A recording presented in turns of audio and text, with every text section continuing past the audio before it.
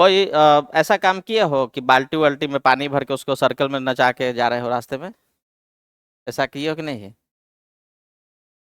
बाल्टी में पानी भरा हुआ है और बहुत सारे देखते हो कि बच्चा सबकी बाल्टी में पानी कहीं से लेकर आ रहा है, कुछ लोग क्या करते हैं उसको ऐसे हाथ में नचा रहा है।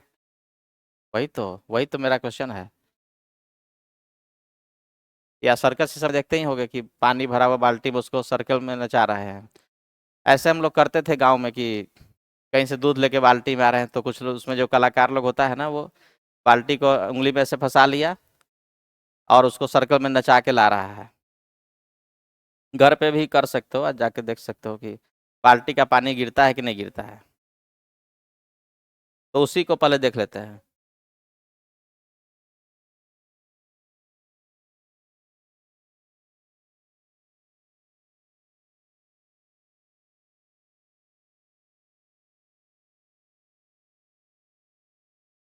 ये है सिचुएशन। एक बाल्टी में पानी भरा हुआ, बाल्टी को सर्कल में घुमा रहे हैं। बाल्टी किसी समय में मान लो पहुंच गया है अपने हाईएस्ट पोजीशन पे, टॉप मोस्ट पोजीशन पे पहुंच गया है। समझ में आया बात?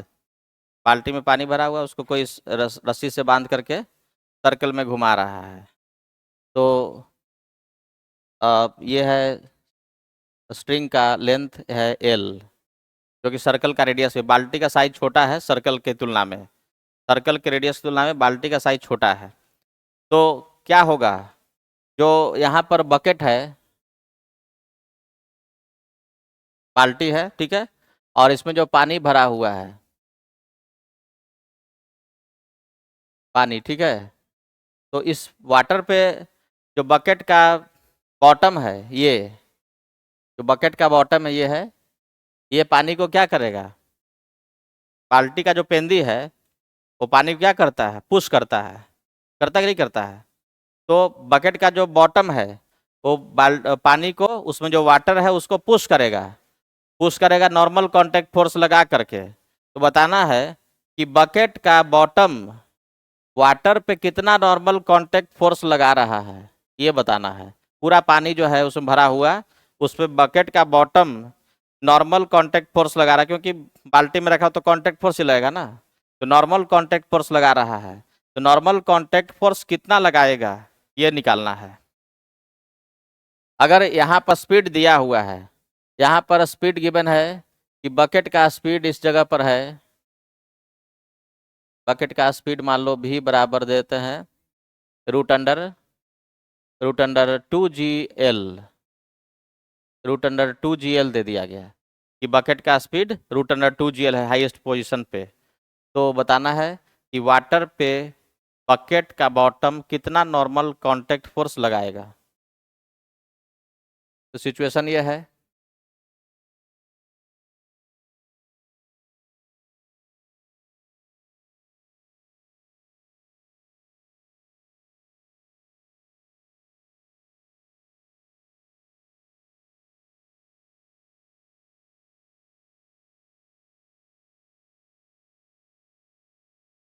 A bucket filled with water is whirled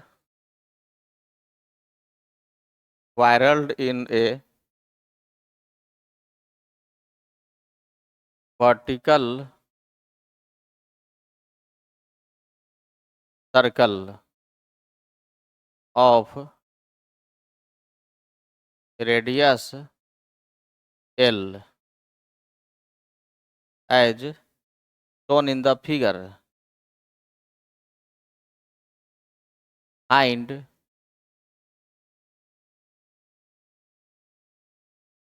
normal contact force exerted by bottom of the bucket on the on water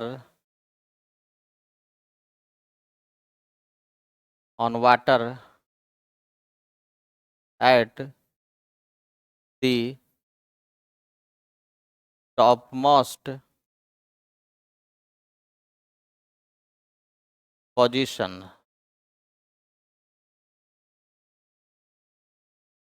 top most position. तो सब कोई समझ गए? चलो अब इसको देख लेते हैं कैसे बनेगा। तो सबसे सबसे पहले हम लोग किसका एबीडी ड्रॉ करें? किस पे फोर्स निकालना है? पानी पे निकालना है ना। पानी के जो बकेट के अंदर में है उस पानी पे फोर्स निकालना है, नॉर्मल कांटेक्ट फोर्स निकालना है। तो एबीडी हमको किसका ड्रॉ करना चाहिए? पानी का। पानी का एबीडी ड्रॉ करना चाहिए, बकेट का एबीडी ड्रॉ करने से कोई फायदा नहीं है। तो हम यहाँ पर एबीडी ड्रॉ कर लेते हैं वाटर का।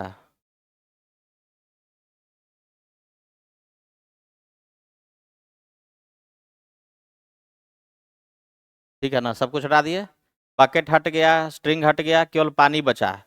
पानी पे एबीडी ड्रॉ करेंगे। तो पानी पे कौन कौन सा फोर्स लग रहा है ये देखो। पानी पे एक फोर्स लगेगा, उसका अपना वेट। इसको भी हटाते हैं अभी। तो ये पानी केवल है, ठीक है। तो पानी पे फोर्स एक लग गया, उसका अपना वेट। वेट किधर से पास करेगा? सेंटर से। ठीक है ना। हम लोग को निकालना है पानी पे, या पानी बकेट पे कितना फोर्स लगाया, या बकेट पानी पे कितना लगाए। दोनों बात बराबर है न्यूटन थर्ड लॉ के अनुसार। जितना पानी लगाएगा बकेट के बॉटम पे नॉर्मल, उतना बकेट लगा देगा पानी पे नॉर्मल। तो हमको निकालना है पानी का एफबीडी ड्रॉ करना है। तो पानी का, वाटर का एफबीडी में एमजी लग गया नीचे की तरफ, जो किससे पास करा है? सेंटर से पास करा है। अब बच गया इस पानी पे नॉर्मल कांटेक्ट फोर्स। तो नॉर्मल कांटेक्ट फोर्स ये देखो, बकेट ये है। तो बकेट के अंदर में जो पानी रहेगा उस, या कोई चीज सामान भरा रहता, तो उस सामान पे, ऑब्जेक्ट पे, ये बॉटम नॉर्मल कांटेक्ट फोर्स किधर लगाएगा? नीचे की ओर लगाएगा। सरफेस ये है ना, सरफेस के कांटेक्ट में कोई चीज, तो सरफेस क्या करता है? पुश करता है। तो पानी को बॉटम क्या करेगा? पुश करेगा, अपनी ओर खींच तो नहीं लेगा। तो इस पे नॉर्मल कांटेक्ट फोर्स किधर लग रहा है? जो बॉटम ऑफ द बकेट है, बाल्टी का जो बॉटम है, वो इस पे लगा देगा नॉर्मल कांटेक्ट फोर्स एन। तो सेंटर की ओर फोर्स कितना हो गया? एक फोर्स हो गया mg, जो सेंटर की तरफ है। नॉर्मल भी सेंटर की तरफ ही है, तो ये भी ऐड हो गया। सेंटर की ओर नेट फोर्स कितना हो गया? mg plus n। और नेट फोर्स टुवार्ड सेंटर बराबर क्या होता है? M V square. V square करें तो कितना होगा? 2gl। रूट हट जाएगा, एम वी स्क्वायर हो गया 2gl M V square by radius. Radius कितना है? एल। एल कैंसिल आउट हो गया, तो 2mg। एन बराबर कितना? एन बराबर mg। एन बराबर mg। कोई दिक्कत? देखो question number 6। A cylindrical bucket filled with water is viral around in a vertical circle of radius r। तो सॉल्व एग्जाम्पल का क्वेश्चन नंबर 6 सबके लिए हो गया homework. Question number 6।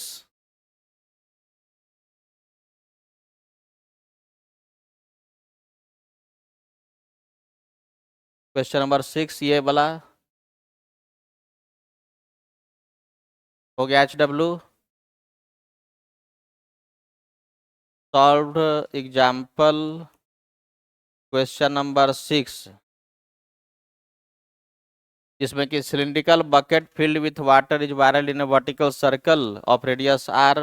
What can be minimum speed at the top of the circle if water does not fall out from the bucket. इस तरह का question थोड़ा सा सोचोगे, सॉल्व किया हुआ है, सॉल्यूशन भी देख के कुछ और आइडिया लग जाएगा। सब लोग उसको एक बार बढ़िया से ट्राई कर लेंगे।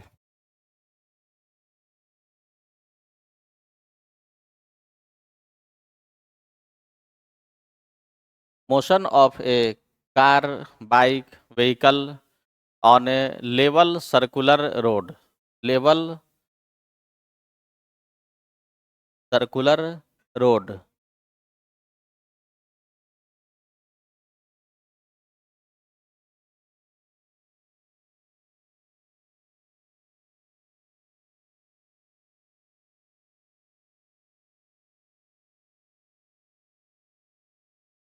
Level circular road.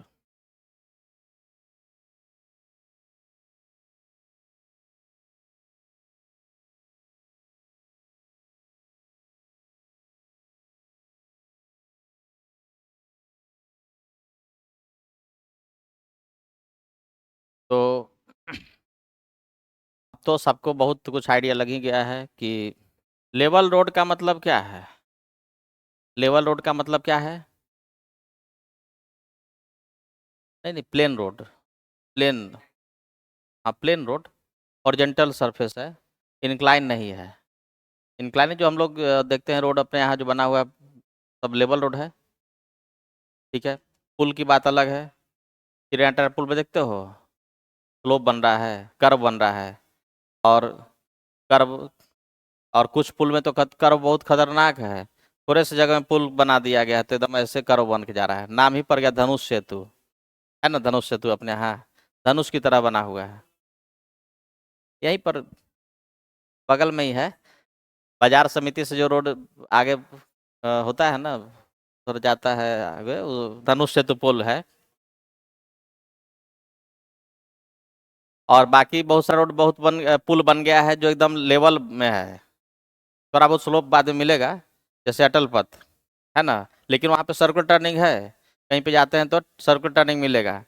Marine drive में सर्कुलर टर्निंग बहुत सारा है। वहाँ पर तुमको एक से एक अजीब प्राणी मिल जाएगा। क्या? टॉकर? टिकटॉकर? टिकटॉक तो बंद हो गया, बैन हो गया। यूट्यूबर। हम देखे कि सब पगला रहा है, क्या है, हमको लगा ना कि यहाँ पर अचानक क्या हो रहा है, सब एकदम बाइक से आ रहा है एक चक्का उठाते हुए। और अचानक सब ताली वाली मारना शुरू कर दिया। और यही बहुत सब लोग एक नहीं कर रहा है, बहुत सारा लोग कर रहा है। और मैक्सिमम लोग वहाँ पे जा करके मोबाइल वोबाइल का ही यूज देखने की वीडियो, एक से एक कैमरा रखे हुए हैं। कहाँ कहाँ से लोग टेक्नोलॉजी पूरा एकदम, पूरा इंडिया भी जो है ना मोबाइल के जाल में फंस चुका है। वीडियो बना रहा है। पागलपन का दौर सब पे चढ़ गया अभी पूरा भयानक रूप से। अब बाद में जो अभी नॉर्मल है ना, वो बाद में पागल करार दिया जाएगा। उसका सोसाइटी अलग हो जाएगा। अभी जो मान लो बिना मोबाइल के रह जा रहा है, रास्ते में चलते हुए नॉर्मली चल रहा है, तो उसको लोग मानेंगे कि अरे ये पागल आदमी है। मतलब उसको पुलिस बाद में नियम कानून बन जाए कि मोबाइल देखते हुए काहे नहीं गया था, नॉर्मल देखते हुए प्राइवेसी में ये सेंध मार दिया किसी के, अपनी दुनिया में क्यों नहीं है। तो ऐसे करके जो है ना बाद में नियम कानून बन जाएगा, जेल ना होने लगे कहीं। क्योंकि 95% लोग रोड पे चलेगा तो ऐसे चलेगा, मोबाइल देखते हुए, अपने बात करते हुए। हाँ हाँ हाँ, बहुत अच्छा, एकदम लग रहा है कि कौन दुनिया में है। आज सोच लो कि 20 साल पहले का कोई आदमी आ जाए धरती पर जो मर गया, वो मात्र 20 साल, ज्यादा भी पुराना नहीं, 200 साल का छोड़ दो, 20 साल पहले वाला आदमी आ जाए रोड पे, किसी को देखे कि हंसते हुए बात करते हुए जा रहा है, झुंझलाते हुए जा रहा है, तो उसको देख के क्या करे, पागल हो गया, पागल हो गया, अपने बात करने लगा है। अब तो सब लोग समझ गया कि अच्छा ये कौन से बात करके जा रहा है। तो लेवल रोड की बात कर रहे थे। लेवल रोड अभी जितना भी रोड देख रहे हो, लेवल सर्कुलर टर्निंग, जैसे गोलंबर है, तो ये राजेंद्र नगर गोलंबर है, डॉक्टर्स कॉलोनी गोलंबर है, सब लेवल रोड है। गांधी मैदान का भी लेवल रोड है। तो ये सब सर्कुलर टर्निंग है। जहाँ जहाँ सर्कुलर टर्निंग है वहाँ पे पुलिस चौकी रहती है। और ये किस लिए बनाया गया था? ट्रैफिक व्यवस्था को सही करने के लिए। लेकिन ये रिजल्ट आया है, रिसर्च में ये देखा कि जहाँ जहाँ वो गोलंबर बना, उसके बाद वहाँ पे जाम लगना चालू हुआ। जब गोलंबर नहीं था तो जाम नहीं था, गोलंबर बनने के बाद जाम लगना चालू हुआ, ये रिजल्ट है। अब चलो देखते हैं। तो सर्कुलर टर्निंग पे अगर कोई रोड गाड़ी चल रही है तो कैसे चलती है? सर्कुलर टर्निंग पे कोई रोड पे गाड़ी चला रहा है, साइकिल चला रहा है, तो सर्कल में चल रहा है ना, सर्कल में चलते रहने के लिए क्या चीज़ जरूरी होता है? किसी भी चीज़ को सर्कल में तुमको अगर चलाना है तो हमेशा उस चीज़ पे सेंटर की ओर कोई ना कोई फोर्स लगना चाहिए, सेंटर की ओर नेट फोर्स लगना चाहिए। अगर सेंटर की ओर नेट फोर्स नहीं लगेगा तो सर्कल में नहीं चलेगा, वो सीधा जाएगा। तो सोचो कि गाड़ी सर्कल में चल रही है, तो सेंटर की ओर फोर्स के रूप में कौन सा फोर्स काम आएगा? Friction force. ये तो पहले ही बोले थे। तो अगर मान लो कि कोई कार है, कार है,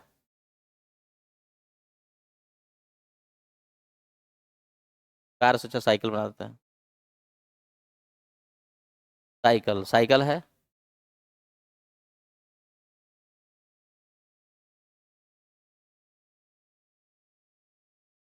साइकिल है, ठीक है। साइकिल बिना झुके, बिना बेंड किए साइकिल जा रहा है सर्कल में, ठीक है, बिना बेंड किए। साइकिल को दो तरह से सर्कल में घुमाते हैं। एक तो साइकिल को क्या करता है बहुत सारे लोग, या बाइक को बेंड करके जाते हैं। कार को तो बेंड करने का ऑप्शन ही नहीं है, इसलिए हम साइकिल नहीं लिख के बेंड बाइक और कार लिख देते कि कार को तो बेंड नहीं कर सकते हैं, कार को नहीं झुका सकते हैं। फोटो बनाने में दिक्कत है कार का, तो रुको बना ही लेते हैं। कार में दो चक्का इधर हो गया, दो अंदर है, ऐसे जा रहा है, ठीक है। ये हॉरिजॉन्टल रोड में, ऐसा नहीं समझ लो कि ढलान ढलान पे जा रहा है। तो अब सोचो, कार गाड़ी कोई भी सर्कुलर रोड में जा रहा है तो उसको चाहिए सेंटर की ओर फोर्स। सेंटर की ओर फोर्स लेवल रोड पे जा रहा है, तो सेंटर की ओर, ऐसे मान लो कि सर्कुलर टर्निंग है, तो सेंटर की ओर फोर्स के रूप में नॉर्मल तो नहीं लग सकता है। नॉर्मल कैसे लगता है, रोड के परपेंडिकुलर। ये जो रोड है इस पे नॉर्मल कांटेक्ट फोर्स ऐसे लग जाएगा, ऐसे mg लग जाएगा नीचे। और सेंटर की ओर फोर्स के रूप में कौन सा फोर्स लग जाएगा, फ्रिक्शन। यहाँ पर सेंटर की ओर फोर्स के रूप में लग जाएगा फ्रिक्शन फोर्स। क्योंकि देखो, शुरू में लगा कि फ्रिक्शन कैसे लग गया, गाड़ी ऐसे जा रही है तो फ्रिक्शन पीछे या आगे लगना चाहिए था। ऐसा कोई जरूरी नहीं है, क्योंकि गाड़ी को जब हम चला रहे हैं तो गाड़ी का जो पहिया है, टायर है, उसका स्लाइड करने का टेंडेंसी सेंटर से बाहर की तरफ है। गाड़ी का पहिया चाहता है कि बाहर की तरफ जाए। जब हम उसको सर्कल में मोड़ेंगे तो स्लाइडिंग टेंडेंसी गाड़ी के पहिया का बाहर की ओर है, तो उसको रोकने के लिए फ्रिक्शन किधर लग जाता है, अंदर की तरफ। अगर स्पीड बढ़ाएंगे तो फ्रिक्शन टेंजेंट की तरफ लगेगा, स्पीड ब्रेक लगाएंगे तो टेंजेंट के तरफ लगेगा, वेलोसिटी के अपोजिट लगेगा। लेकिन अगर मान लो कांस्टेंट स्पीड के साथ चला रहे हैं, कांस्टेंट स्पीड के साथ, तो फ्रिक्शन केवल लगेगा किधर, सेंटर की ओर। तो सेंटर की ओर फ्रिक्शन लग गया। अब सेंटर की ओर नेट फोर्स क्या है, केवल फ्रिक्शन है। तो सर्कुलर मोशन का कॉन्सेप्ट अप्लाई करेंगे तो सेंटर की ओर नेट फोर्स के रूप में केवल कौन सा फोर्स है, फ्रिक्शन। और फ्रिक्शन बराबर क्या होना चाहिए, mv²/r। अब तुम सोचो, गाड़ी को धीरे धीरे चला रहे हो, एकदम स्लो चला रहे हो, तो फ्रिक्शन की जरूरत क्या है, कम है। कम स्पीड है तो फ्रिक्शन भी क्या होगा, कम होगा। अगर स्पीड बढ़ाओगे, ज़्यादा स्पीड से जाएंगे, तो फ्रिक्शन का जरूरत और बढ़ जाएगा, तो फ्रिक्शन का वैल्यू और बढ़ जाएगा। तो सोचो कि कोई कार अगर सर्कुलर टर्निंग पे जा रहा है तो उसमें फ्रिक्शन फोर्स स्टैटिक है कि काइनेटिक है। काइनेटिक तो तब होता है जब स्लाइडिंग होता है, मैक्सिमम तक पहुंचने के बाद ही ना काइनेटिक होगा। मैक्सिमम फ्रिक्शन का वैल्यू मैक्सिमम तक जब तक नहीं पहुंचेगा तब तक ऑब्जेक्ट स्लाइड नहीं करता है। चलना अलग चीज है। जो गाड़ी का व्हील है, व्हील का मोशन थोड़ा सा अलग तरह का मोशन है। वहां पर व्हील का जो पॉइंट ग्राउंड के कांटेक्ट में आ रहा है उसके बारे में बात करेंगे। तो ये हम लोग रोटेशनल मोशन में पढ़ेंगे डिटेल में, कि व्हील का जो पॉइंट कांटेक्ट में आ रहा है उसका वहां पर कोई स्पीड नहीं रहता है, तो वो रेस्ट में रहता है। तो जब वो स्लाइड नहीं कर रहा है, लेकिन अगर कभी कभी क्या होता है कि गाड़ी का पहिया स्किड करके आ रहा है, तो स्किड कर रहा है तो उसके उसमें स्लाइडिंग हो जाता है, तो उसके उसमें फ्रिक्शन मैक्सिमम लग जाएगा। जैसे पुल पे तुम चला रहे हो गाड़ी, अचानक आ रहे हो, अब अचानक जोर से ब्रेक मार दिए, तो उसके समझो कि पहिया का घूमना बंद हो चुका है लेकिन आगे बढ़ रहा है, तो वहां पे केवल क्या है, स्किडिंग है। स्किडिंग है तो फ्रिक्शन क्या होगा, मैक्सिमम। लेकिन नॉर्मल तरीके से तुम साइकिल चला रहे हो, नॉर्मल रोलिंग करा के जा रहे हो, तो उसके फ्रिक्शन का वैल्यू जीरो भी हो सकता है, जीरो से मैक्सिमम के बीच में कुछ भी हो सकता है। तो जितना स्पीड हम जैसे जैसे बढ़ाएंगे फ्रिक्शन का वैल्यू भी बढ़ता जाएगा। मैक्सिमम स्पीड कर देंगे तो फ्रिक्शन का वैल्यू भी क्या हो जाएगा, मैक्सिमम। तो सेफ स्पीड के लिए, सेफ स्पीड कितना तक चला सकते हैं, सेफ्टी के साथ कितने स्पीड तक चला सकते हैं, तो स्पीड को अगर हम मैक्सिमम तक ले जाएंगे सर्कुलर टर्निंग पे तो फ्रिक्शन भी क्या हो जाएगा, मैक्सिमम हो जाएगा। उसके बाद अगर स्पीड बढ़ा देंगे तो फ्रिक्शन उससे ज़्यादा नहीं बढ़ पाएगा, और फिर वहां से ऑब्जेक्ट उस सर्कल में नहीं चल पाएगा। तो सेफ स्पीड के साथ चलाना है तो मैक्सिमम कितना स्पीड तक सर्कुलर टर्निंग पे जाया जा सकता है, तो जब हम स्पीड को बढ़ा करके मैक्सिमम करेंगे तो फ्रिक्शन का वैल्यू बढ़ के हो जाएगा मैक्सिमम। अगर स्पीड तुम कम रखो तो फ्रिक्शन कम लगेगा। मैक्सिमम फ्रिक्शन कितना लग सकता है इस गाड़ी पर, एन बराबर क्या है, mg। तो एफ का मैक्सिमम वैल्यू किसके बराबर होता है? म्यू इंटू एन, यानी कि म्यू इंटू एम जी। तो जब मैक्सिमम स्पीड के साथ जाएंगे तो फ्रिक्शन का वैल्यू मैक्सिमम हो जाएगा म्यू इंटू एम जी। तो हम लोग यहाँ से निकाल सकते हैं कि मैक्सिमम स्पीड कितना रखा जा सकता है for safe turning. Root under mu G R, F का वैल्यू क्या पुट कर देंगे? मैक्सिमम म्यू एम जी, तो उससे मिल जाएगा मैक्सिमम स्पीड। तो अब बाकी बातों को नोट कर लेते हैं कि व्हेन ए कार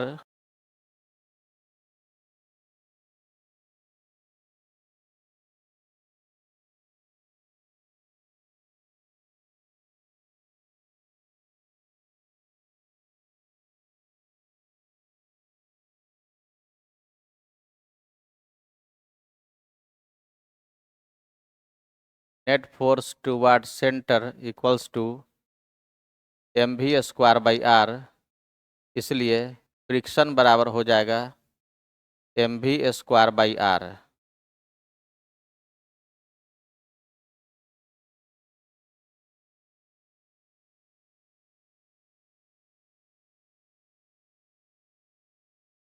तो इसलिए अब हम लोग यहाँ से निकाल सकते हैं कि maximum speed for safe turning क्या होगा।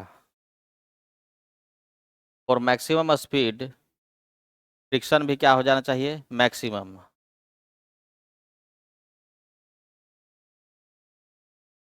फॉर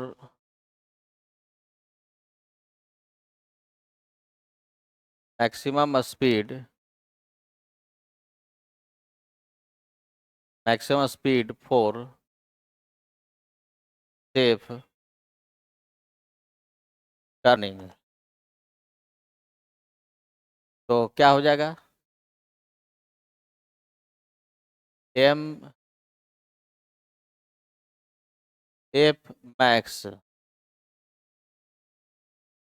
मैक्सिमम स्पीड क्या हो सकता है सेफ टर्निंग के लिए? एफ मैक्स बराबर क्या हो जाएगा? M V square by R, और v का वैल्यू मैक्सिमम, और मैक्सिमम फ्रिक्शन का वैल्यू क्या होता है? म्यू एम जी है। तो mu M G equals to M V square by radius.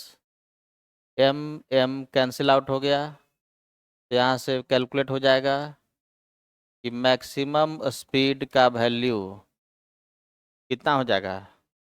Mu G are का रूट। जैसे रिजल्ट को याद रखेंगे, किसी गाड़ी को अगर चलाना है तो रोड पे देखते होगे कि लिखा रहता है कि मैक्सिमम स्पीड, स्पीड लिमिट लिखा रहता है किसी सर्कुलर टर्निंग पे 40 किलोमीटर पर आवर। बाईपास पे देखो कितना लिखा हुआ है speed limit, 40 kilometre per hour.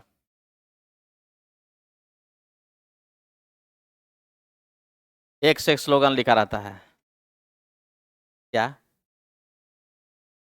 नहीं नहीं, वो तो बहुत सारा बात हो रहा है वहाँ पर, मतलब सर्कुलर टर्निंग के लिए बात है, सर्कुलर टर्निंग के लिए बात है। प्लस इंक्लाइन है कि नहीं है, ये लेवल रोड पे है, लेवल रोड और सर्कुलर टर्निंग।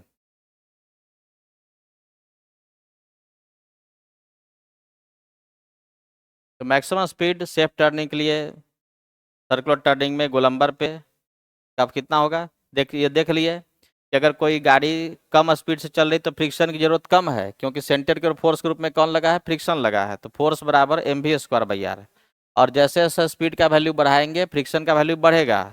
तो मैक्सिमम स्पीड कर देंगे तो फ्रिक्शन बढ़ के कहाँ तक पहुँच जाएगा? मैक्सिमम तक। और मैक्सिमम फ्रिक्शन कितने के बराबर है? म्यू एम जी के बराबर है, क्योंकि लेवल रोड में है तो नॉर्मल ऊपर की तरफ, एम जी नीचे की तरफ। एन बराबर एम जी है तो फ्रिक्शन का वैल्यू मैक्सिमम कितना हो जाएगा? Mu M G. देखो अगर इससे ज़्यादा स्पीड से चलाओगे गाड़ी तो गाड़ी स्किड कर जाएगी, मतलब उस सर्कुलर ट्रैक में नहीं चल के थोड़ा उससे बाहर चला जाएगा।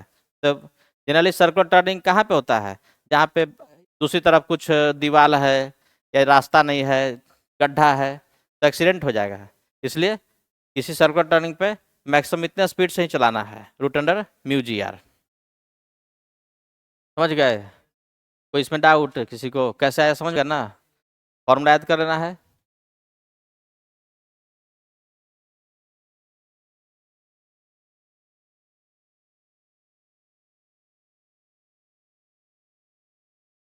बताओ कि इस रोड के लिए इसका सर्कुलर टर्निंग दिया हुआ है 0.8 किलोमीटर, तो गाड़ी का स्पीड कितना होना चाहिए? आई answer maximum speed equals to कितना होता है root under mu G R. ठीक है, म्यू क्या है? Friction coefficient. जी का वैल्यू जानते हो, आर क्या है? रेडियस। तो म्यू का वैल्यू पुट करो, म्यू कितना दिया हुआ है? 0.4। जी का वैल्यू कितना है? 10। रेडियस कितना है? 0.8। ऐसे पुट कर देंगे तो आंसर किस में आएगा? मीटर पर सेकेंड। गलती हो जाएगा, ये जी का वैल्यू 10 किस में है? 10 मीटर पर सेकेंड स्क्वायर है, तो इसको किसे बदलना होगा? मीटर में। तो ऐसा कुछ लोग पुट करके गलती नहीं करना है। यहाँ से ये हो गया जी का वैल्यू 10 मीटर पर सेकेंड स्क्वायर में, तो रेडियस को मीटर में कितना मीटर हो गया? 800 मीटर। तब तुम्हारा आंसर यहाँ पर आएगा मीटर पर सेकेंड में। यूनिट का ध्यान रखना है। कितना आ जाएगा? 4 गुना 800, 3200 आ गया ना। 3200 का रूट कितना हो जाएगा? 40√2 मीटर पर सेकेंड। इसको किलोमीटर पर आवर बदल तो 18/5, तो 18 × 8 कितना होता है? 144 ना। तो 144 × 5 यानी 720। 720√2। एरोप्लेन भी चलाएं तो कोई दिक्कत नहीं है।